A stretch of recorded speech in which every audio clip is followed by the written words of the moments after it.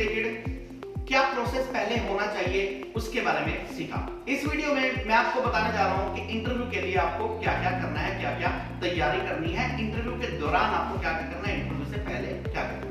इसके साथ ही मैं स्वागत करना चाहूंगा पूरे के पूरे भारतवर्ष से मेरे साथ जुड़े हुए, कश्मीर टू कन्याकुमारी जुड़े हुए सभी विद्यार्थियों का जो कि इंटरव्यू प्रिपरेशन के मेरे साथ इंटरव्यू प्रिपरेशन में मेरे साथ जुड़े हुए हैं और मेरे ऑनलाइन क्लासेस के जो स्टूडेंट्स हैं और खूब अच्छी इंग्लिश बोलने लगे हैं। इन्होंने लॉकडाउन में ट्राई की थी इंग्लिश सीखने की और अभी लॉकडाउन समाप्त होते होते now they are well fluent in English language. मैं सभी का स्वागत करता हूं, सभी का बहुत बहुत अभिनंदन। इसके साथ ही मैं बहुत बहुत थैंक यू करना चाहूंगा अपने पुत्र रुद्राक्ष अरोड़ा का, जो कि जल्दी उठकर सुबह मेरे साथ सारा का सारा YouTube के लिए ये सेटअप करवा दिया करता है और पूरे के पूरे वीडियो को खुद ही मेरे साथ शूट करवाने लग गया। तो Rudraksh, thank you to you, very thanks. Rudraksh का बहुत थैंक यू। दोस्तों, इस वीडियो में मैं आपको बताने जा रहा हूं कि इंटरव्यू के लिए आपको क्या करना है। Get in touch with the right frame of mind. अपने माइंड के फ्रेम को सेट कर लीजिए, अपने माइंड के फ्रेम को सेट कर लीजिए। ये लगभग वही प्रश्न है जो मैंने आपको पहले बताया, वही तैयारी है जो मैंने आपको पहले बताई। तैयारी क्या थी कि अपने माइंड में सोच लीजिए कि आपको कैसा करना है, क्या करना है। हमारे माइंड का सेटअप क्या बोलता है इस बारे में, ये बहुत इंपॉर्टेंट क्वेश्चन है। मैं एक ऐसा एग्जांपल देता हूं। मैंने बहुत से लोग देखे जो कि अपने माइंड को इस तरह से सेट रखते हैं कि मुझे तो जॉब करनी ही नहीं है, that's it, whether this is government job और दिस इज प्राइवेट जॉब। तो अपने माइंड का सेटअप देखिए कि क्या कहीं आप उस जॉब के इंटरव्यू के लिए जाकर अपना टाइम तो वेस्ट नहीं कर रहे। अगर आपका बिजनेस माइंड है तो बिजनेस की ओर चलिए, अगर आपका जॉब वाला माइंड है और आप जॉब करना चाहते हैं तो देन जॉब की तरफ चलिए। मैं यहाँ पर एक बहुत रियल एग्जांपल देना चाहूंगा। मेरे ब्रदर मिस्टर नवल अरोड़ा जो है, उन्होंने जॉब की, प्राइवेट जॉब की, एक बार की, दो बार की और उसके बाद उन्होंने जॉब छोड़ दी जब उनको किसी टाइम पर बहुत अच्छी हाईली पेड सैलरी मिल रही थी। उन्होंने एकदम से उसको लात मार दिया, कहते नहीं जॉब नहीं करनी, दैट्स इट, नहीं करनी तो नहीं करनी। Right now he is a successful businessman. तो दोस्तों, get in the right frame of mind. अपने माइंड को सेट कर लीजिए कि जॉब के लिए जाना है, किस जॉब के लिए जाना है, जॉब करनी है, नहीं करनी, और अगर करनी है तो माइंड के अंदर एक फ्रेमवर्क प्रिपेयर कर लीजिए कि हाँ मुझे इस तरह की जॉब के लिए जाना है। दोस्तों, नेक्स्ट पॉइंट है update your resume and always carry 2 or more copies of your resume along with the passport size photograph। ध्यान दीजिएगा, update your resume and always carry 2 or more copies of your resume along with 2 passport size photograph। हमेशा और हमेशा अपने resume को update कर रखिए, हमेशा अपने रिज्यूम को अपडेट करके रखिए। अपडेट करने का मतलब ये है कि इन केस अगर आपका अपडेट करके रखने का मतलब ये है कि इन केस अगर आप एक जॉब से दूसरी जॉब में जा रहे हैं, स्विच कर रहे हैं, या इन बिटवीन अगर आपकी कोई एक पर्टिकुलर क्वालिफिकेशन कंप्लीट हो गई है जो पहले नहीं थी, आप उसको अपने रिज्यूम में ड्यू स्पेस दे दीजिए। ऐसा ना हो कि आपने सेकंड ईयर तक का अपना रिज्यूम तैयार करवा रखा है, बीए सेकंड ईयर, और परसुइंग फाइनल ईयर आपने कर रखा है, लेकिन अब आपकी फाइनल ईयर हो गई और आप अपना वही रिज्यूम लेकर चले गए जिसमें लिखा है परसुइंग फाइनल ईयर। तो always remember one thing mind, it will be considered your carelessness. ये आपकी एक लापरवाही मानी जाएगी, इसमें कोई आपका लॉजिक नहीं देखा जाएगा कि what could be the reason, लेकिन ये आपकी लापरवाही मानी जाएगी और ये आपका एक नेगेटिव पॉइंट नोट होगा इंटरव्यू के टाइम पर। अपने रिज्यूम को अपडेट कीजिए। अगर आपने किसी कंपनी में काम किया है, अगर आपने पहले किसी कंपनी में काम किया है तो उस कंपनी से रिलेटेड डिटेल्स उसमें डाल दीजिए। और हमेशा ये जरूर देखिए कि जब भी हम लोग रिज्यूम दिया करते हैं, रिज्यूम के लास्ट में जो अपने सिग्नेचर वाला प्लेस हुआ करता है, मैंने मैक्सिमम लोग देखे हैं वो बिना सिग्नेचर किए ही अपना रिज्यूम पकड़ा दिया करते हैं। और लेफ्ट हैंड साइड में डेट एंड प्लेस का एक कॉलम हुआ करता है, ना वो डेट वहां पर भरते हैं, ना वो प्लेस वहां पर भरते हैं, और ना ही वो अपने सिग्नेचर करते हैं। ऑलवेज रिमेंबर, बिना कभी भी किसी भी सिग्नेचर के किसी भी रिज्यूम की कोई भी वैल्यू नहीं। That is simply a paper, that is simply a paper, एक खाली पेपर है, उस पेपर की कोई भी वैल्यू नहीं है। तो हमेशा अपने सिग्नेचर करके दीजिए, अपडेटेड रिज्यूम दीजिए, और उस रिज्यूम की कम से कम 2 फोटोकॉपीज, या अगर ज्यादा रख सकते हैं तो हमेशा अपने साथ 2 या 3-4 फोटोकॉपीज जरूर रखिए। Along with that, इसके साथ साथ आपको 2 पासपोर्ट साइज की फोटोग्राफ्स रखनी ही रखनी है। 2 पासपोर्ट साइज की फोटोग्राफ रखनी ही रखनी है। और एक यहाँ पर हम क्राइटेरिया और इंप्लीमेंट कर सकते हैं, जैसा मैंने अपने बिल्कुल स्टार्टिंग के वीडियोस में बताया था, स्टार्टिंग जब मैंने इंटरव्यू प्रिपरेशन की थी, कि अगर आपको जॉब चाहिए, आज ही चाहिए, तो एक दिन 30-40 रिज्यूम तैयार करवाकर, एक दिन 30-40 रिज्यूम तैयार करवाकर उन 30-40 रिज्यूम्स को आप एक ही बड़ी बिल्डिंग में ले जाइए, चंडीगढ़ में, दिल्ली में, जहां पर भी आपकी जॉब से रिलेटेड वर्क हुआ करता है, और उसको सभी जगह पर आप बांट दीजिए। 30-40 जगह पर एक ही दिन में दे देंगे, उसमें बहुत से लोग ऐसे होंगे आपका इंटरव्यू साथ के साथ ले लेंगे। तो अपनी उस अपडेटेड रिज्यूम की कॉपी को हमेशा साथ रखिए। Next, third point is there, maintain a folder which carries all the certificates, documents and photocopies of the same. एक ऐसा फोल्डर तैयार कर लीजिए, कोई क्लियर बैग ले लीजिए, नहीं तो एक जीपर बैग आया करते हैं, ऐसा कोई बैग ले लीजिए जिसके अंदर आप अपने सारे के सारे सर्टिफिकेट्स रखिए। सर्टिफिकेट्स की ओरिजिनल कॉपीज रखने की जरूरत नहीं है इनिशियली। सर्टिफिकेट्स की कभी भी आपको ओरिजिनल कॉपीज अपने साथ नहीं लेकर जानी है, क्योंकि आप जब इंटरव्यू के लिए जाते हैं, आप जब एक इनिशियल स्टेज पर इंटरव्यू के लिए जाते हैं, तो आप कैसे जाते हैं? आप बाय ऑटो जाते हैं, कहीं पर आपको रिक्शा पकड़नी पड़ती है, आपको बाय ऑटो जाना पड़ता है, आपको बाय बस जाना पड़ता है, एक बाय ट्रेन में जाना पड़ता है अगर थोड़ा दूर जाना है। आप ट्रेन में गए, बस में गए, ऑटो में गए, गाड़ी में गए, हायर की, टैक्सी, रिक्शा, कुछ भी हायर किया, तो दोस्तों कभी भी किसी भी रीजन से, क्योंकि उस टाइम पर हमें इंटरव्यू में पहुंचने की जल्दी रहती है, हम एक अलग स्टेट ऑफ माइंड में होते हैं, उस टाइम पर अगर आपके ओरिजिनल सर्टिफिकेट्स की वो सारी की सारी फाइल खोई जाती है, तो उसके लिए कौन रिस्पॉन्सिबल है? नो डाउट रिस्पॉन्सिबल तो आप ही हैं। अगर मुझसे भी होता है, मैं ही रिस्पॉन्सिबल हूं, लेकिन वो हमारी पूरी जिंदगी की कमाई थी। और आपको पता है, अगर आपको इनकी डुप्लीकेट्स निकलवाने पड़े उन रिलेटेड यूनिवर्सिटी से, बोर्ड से, तो आपके लिए बहुत बड़ा एक process, time consuming, efforts consuming और बहुत बड़ा अमाउंट कंज्यूमिंग प्रोसेस हो जाता है। इट विल बी बेटर कि आप 2 फाइल्स तैयार कीजिए, एक फाइल के अंदर हमेशा ओरिजिनल डॉक्यूमेंट्स और अपना एक रिज्यूम, रिलेटेड फोटोग्राफ, जितना कुछ भी ओरिजिनल है उस फोल्डर के अंदर डालकर रखिए और उस फोल्डर को घर पर रखकर जाइए। ये बात याद रखिएगा, बहुत इंपॉर्टेंट पॉइंट। दूसरी बात, जब भी आपको इंटरव्यूअर पूछे कि where is the file of your original documents, तो आप उनको कहिए कि yes, at the time of selection it will be produced to you, at the time of joining it will be produced to you।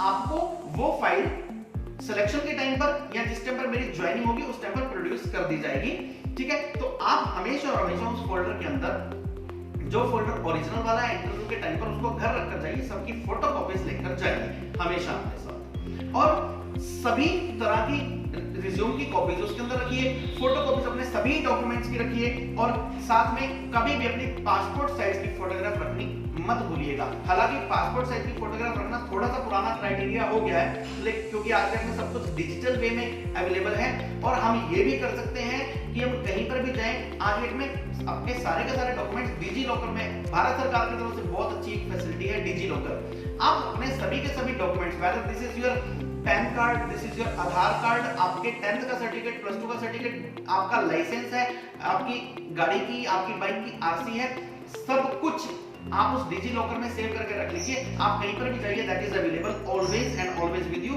और उसकी एक government validity है, वो हर समय अवेलेबल है आपके डिजी लॉकर में। नेट कनेक्शन होना चाहिए, मोबाइल में चार्जिंग होनी चाहिए, तो उसको भी आप इंप्लीमेंट कर सकते हैं। तो दोस्तों, maintain a folder which carries all the certificates, एक ऐसा फोल्डर तैयार कर लीजिए जिसमें सभी सर्टिफिकेट्स हो, उससे रिलेटेड सभी डॉक्यूमेंट्स हो, भले ही आपका एक्सपीरियंस सर्टिफिकेट हो या कुछ और हो, और उन सभी की फोटोकॉपीज भी होनी चाहिए, और अपने पास पासपोर्ट साइज फोटोग्राफ होनी चाहिए। Next, point number 4 comes over there, study and go through your resume. बहुत इंपॉर्टेंट पॉइंट है, study and go through your resume. इसका मतलब क्या है? अब आप कहेंगे मेरा रिज्यूम है, मुझे तो अपने बारे में सब कुछ पता है, मेरा रिज्यूम है, मुझे तो अपने बारे में सब कुछ पता है, मैं क्यों अपना रिज्यूम पढूं? दोस्तों, एक बार याद रखिएगा, मैं आपको रियल एग्जांपल बता देता हूं। हमारा जो एक फैमिली का जो काम रहा है, पैटर्नल काम रहा है, वो ऑनलाइन फॉर्म फिलिंग का, फोटोस्टेट का, लैमिनेशन का, ऐसा सब कुछ करके। और सबसे बड़ी बात यह है कि रिज्यूम हमारे पास लगभग मेरे डिस्ट्रिक्ट के क्योंकि हमारा 44 इयर्स ओल्ड वर्क है, 45th ईयर चल रहा है इसी काम से रिलेटेड। तो पहले इन द वेरी बिगिनिंग में father used to the typing, मेरे पिताजी टाइपिंग किया करते थे। और जब कंप्यूटर आया तो हमने इलेक्ट्रॉनिक टाइपिंग शुरू की सबसे पहले अपने डिस्ट्रिक्ट में, और उसके बाद फिर हमने कंप्यूटर पे काम करना सबसे पहले शुरू किया। 80% डिस्ट्रिक्ट यमुनानगर के या जगाधरी एरिया की मैं बात करूं, जो हमारा एरिया है, जो म्युनिसिपल कॉर्पोरेशन के अंदर आता है, 80% लोगों के रिज्यूम हमारे कंप्यूटर में है। ठीक है, तो अब क्वेश्चन ये रहता है कि हम लोग अपने रिज्यूम को स्टडी क्यों करें। मैं उसका रीजन बताता हूं। लोग हमारे पास आते हैं, अपनी डेट ऑफ बर्थ, अपना टाइम, अपना फादर नेम, मदर नेम, जो भी उससे रिलेटेड क्रेडेंशियल्स हैं वो सभी बताते हैं, और हम उसका या हमारे जो एम्प्लॉइज हैं वो उनका रिज्यूम तैयार कर दिया करते हैं। अब उसके अंदर एक फॉर्मेट बनाया होता है। हम उनसे पूछते हैं कि आपकी हॉबीज क्या, कहते हैं कुछ भी लिख दो। अब लिखने को तो हमारे पास बनी नहीं, जो हॉबीज है हमने लिख दिया, या आपने रिज्यूम जहां से भी बनवाया आपकी वो हॉबीज लिखी गई। लेकिन क्वेश्चन ये खड़ा होता है, देखने में सुनने में बहुत अच्छा लगता है, देखने में सुनने में बहुत अच्छा लगता है। What are your hobbies? My hobbies are reading books, reading newspaper. वाह, जैसे ही आपने बोला reading books and reading newspaper, आप फंस गए। कैसे फंस गए? इन केस अगर आपकी ये हॉबीज नहीं है, रीडिंग न्यूज़पेपर, अगर न्यूज़पेपर को रीड करना आपकी हॉबी नहीं है, और अगर किसी भी प्रकार से किसी भी बुक को पढ़ना आपकी हॉबी नहीं है, मैं यहाँ पर एक चीज बता दूं, अपनी स्टडी से रिलेटेड बुक्स को पढ़ना हमारी हॉबी का कभी भी पार्ट नहीं हो सकता। अपनी स्टडी से रिलेटेड बुक्स को पढ़ना हमारी हॉबी का कभी भी पार्ट नहीं हो सकता। रीडिंग बुक्स का मतलब ये है कि हम अदर देन स्टडी अपने इंटरेस्ट से रिलेटेड बुक्स पढ़ते हैं। एक इंजीनियर कालिदास द्वारा रचित मेघदूत पढ़ सकता है, एक इंजीनियर कालिदास द्वारा रचित मेघदूत पढ़ सकता है, एक एमबीए का student the secret of Millionaire mind पढ़ सकता है, थिंक एंड ग्रो रिच पढ़ सकता है, एक संस्कृत पढ़ने वाला विद्यार्थी थिंक एंड ग्रो रिच पढ़ सकता है, एक संस्कृत पढ़ने वाला, हिंदी पढ़ने वाला विद्यार्थी, एक साइंस वाला विद्यार्थी शिव खेड़ा द्वारा लिखी हुई the book written by Shiv Khera, that is Jeet Aapki Hindi title is there and you can win is the English title, वो पढ़ सकता है। कोई भी पर्सन जो किसी भी फील्ड से, वो कोई भी बुक पढ़ सकता है। हमारी जो रीडिंग बुक्स की हॉबी हुआ करती है उसके अंदर ये इंक्लूड हुआ करता है, इसके अलावा और कुछ भी नहीं। तो आपने रिज्यूम पर तो लिखवा दिया reading books and reading newspaper, और आपने साथ में इंटरनेट सर्फिंग लिखवा दिया। चलो इंटरनेट सर्फिंग आप करते हैं, आप फेसबुक चलाते हैं, व्हाट्सएप चलाते हैं, आप सब कुछ चलाते हैं, सोशल मीडिया के सभी जितने भी हमारे प्लेटफॉर्म्स हैं आप सभी के सभी चलाते हैं, इट्स ओके। लेकिन जब से ही हमारे पास बात आई, साथ ही इंटरव्यूअर आपसे क्वेश्चन पूछने वाला है, साथ ही इंटरव्यूअर आपसे क्वेश्चन पूछने वाला है, describe the name of 5 books you have read. उसने बोल दिया कि अपनी 5 बुक्स का नाम बताइए जो आपने पढ़ी है, और आप तो सोचने में लगे कि यार मैंने तो एक भी नहीं पढ़ी थी, तो क्या होगा? डेफिनेटली जितने ज्यादा आपके नेगेटिव पॉइंट्स इकट्ठे होंगे, यू आर नॉट, आपकी सिलेक्शन नहीं होने वाली। तो इन अपने रिज्यूम के अंदर वही चीज लिखिए, अपने रिज्यूम के अंदर वही चीज लिखवाइए जो आपको एक्चुअलिटी में आती है, जो आप करते हैं। आपको लगता है कि अगर आपका शौक डांसिंग का, तो डोंट वरी, आप हॉबी में डांसिंग लिखवाइए। आपका सिंगिंग का, आप सिंगिंग लिखवाइए। Dancing, singing, travelling, it's okay, लिख दीजिए, नो प्रॉब्लम। लेकिन कभी भी हॉबीज डिफर ना हो। मैं इसके अंदर क्यों बोल रहा हूं? Study and go through your resume. Resume के ऊपर एक लाइन लिखी होती है, ऑब्जेक्टिव।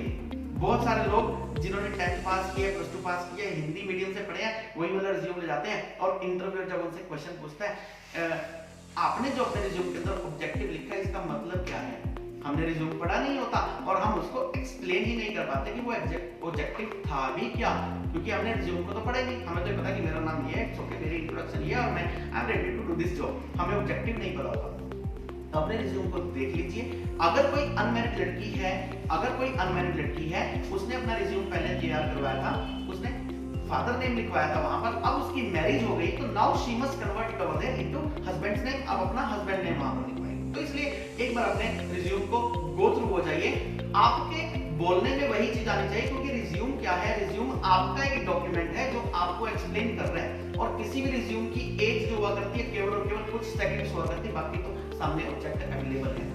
तो उस कुछ सेकंड्स की जो हमारे रिज्यूम की एज हुआ करती है, ज्यादा से ज्यादा आधे मिनट की जो एज हुआ करती है उस रिज्यूम की, 60 सेकंड की, मैक्सिमम 1 मिनट की जो एज हुआ करती है उस रिज्यूम की, उसके अंदर सेम वही चीज होनी चाहिए जो आपकी रियलिटी में लाइफ में है। ऐसा नहीं कि रिज्यूम में कुछ और लिखा आप कुछ और बोल रहे हैं, ऐसा बिल्कुल भी नहीं होना चाहिए। स्टडी है, go through your resume. Next, check the interview time and date properly. Check the interview time and date properly. दोस्तों ये तो बहुत सिंपल पॉइंट है, ये मैं केवल इंटरव्यू के लिए ही नहीं बोलूंगा, ये मैं आपकी लाइफ के हर एक पार्ट के लिए बोलूंगा कि हमारी लाइफ में कभी भी बहुत से कंफ्यूजन रह जाते हैं। कंफ्यूजन रह जाते हैं, ये कंफ्यूजन कैसे हुआ करते हैं? जैसे जिनका सर्कल बहुत बड़ा, उनके पास बहुत से शादियों के कार्ड आए होते हैं और हम लोग कुछ कंफ्यूजन में रहते हैं उसकी शादी कब थी, हम इस कंफ्यूजन में रहते हैं उसकी शादी कब थी। ऐसा मेरी लाइफ में, मेरे परिवार की लाइफ में भी 2 बार ऐसा हो चुका है, क्योंकि हमारा सर्कल पूरे परिवार का बहुत बड़ा है कि हम 2 या 3 शादियां अब तक मिस कर चुके हैं कि हम शादी के टाइम पर नहीं पहुंचे और वो हमारे बहुत नियर एंड डियर पर्सन की मैरिज।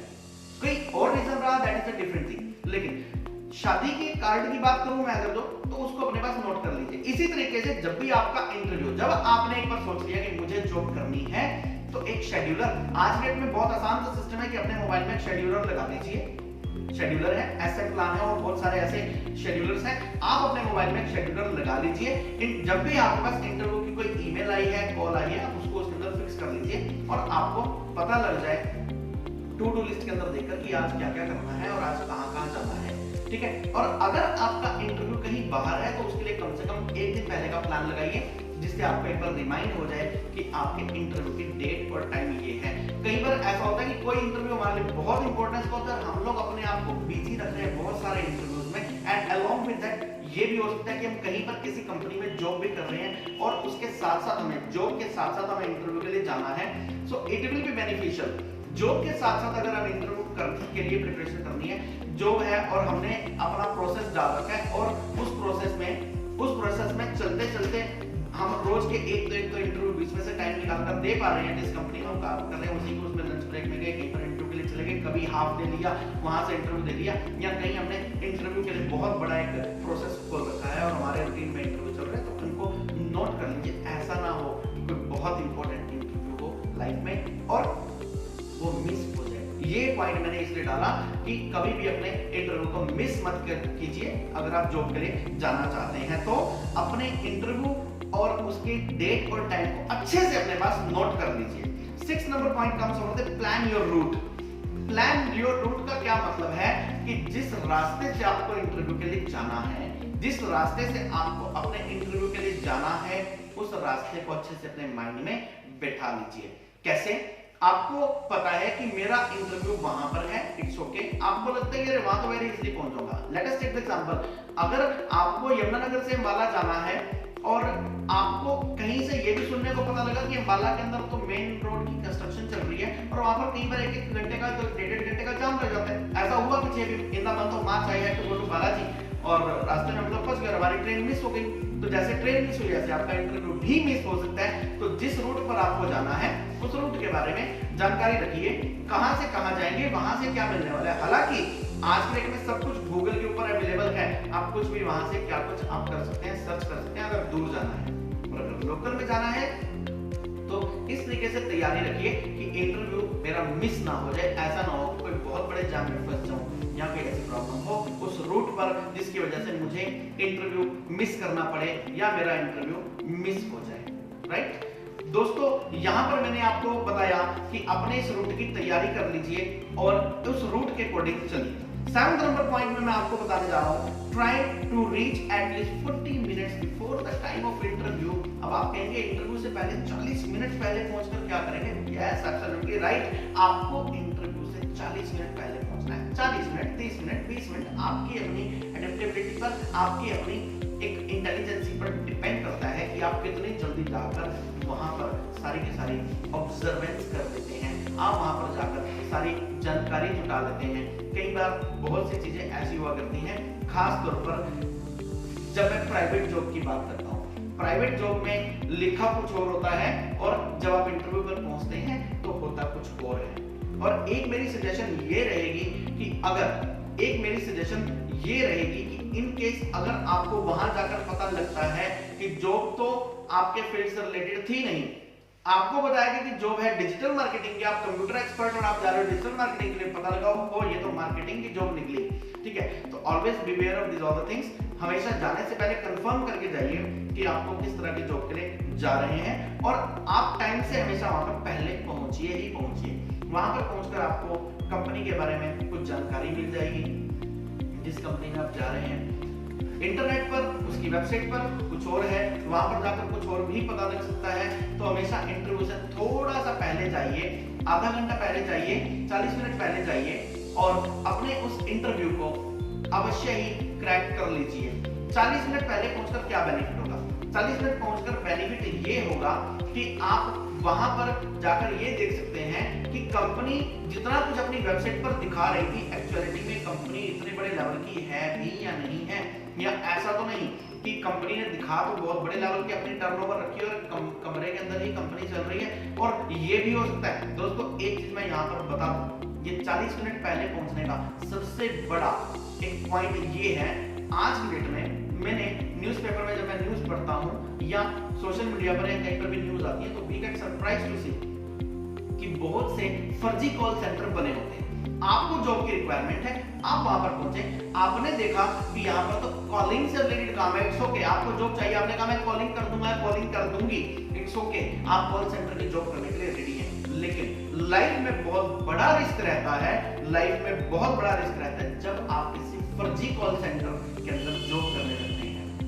मैंने ऐसी ऐसी न्यूज देखी है न्यूज़पेपर में कि 30 लोगों के साथ एक फर्जी कॉल सेंटर चल रहा था, जो आज डेट में आप देख रहे हैं बहुत बड़े बड़े स्कैम हो रहे हैं। ये स्कैम कैसे हो रहे हैं कि आपकी इतने रुपए की लॉटरी निकली है, आपकी 25 करोड़ की लॉटरी निकली है, उसके लिए आपको इतना पैसा डालना है, आप अपना ओटीपी बताइए। और आज के डेट में तो स्कैम के लॉकडाउन के अंदर लोगों ने इतना दिमाग लगा लिया, इतना दिमाग लगा लिया कि आज डेट में स्कैम के बहुत नए नए तरीके निकलकर सामने आ रहे हैं। 40 मिनट पहुंचकर आपको उसकी कंपनी की सत्यता को देखना है कि क्या कोई इलीगल काम तो नहीं होता। यहाँ पर आपको जॉब चाहिए, जो कि कंपनी आपको जॉब दे रही है, लेकिन ये देख लीजिए कोई इलीगल काम तो नहीं होता जिसमें आप फंस जाएं फ्यूचर में।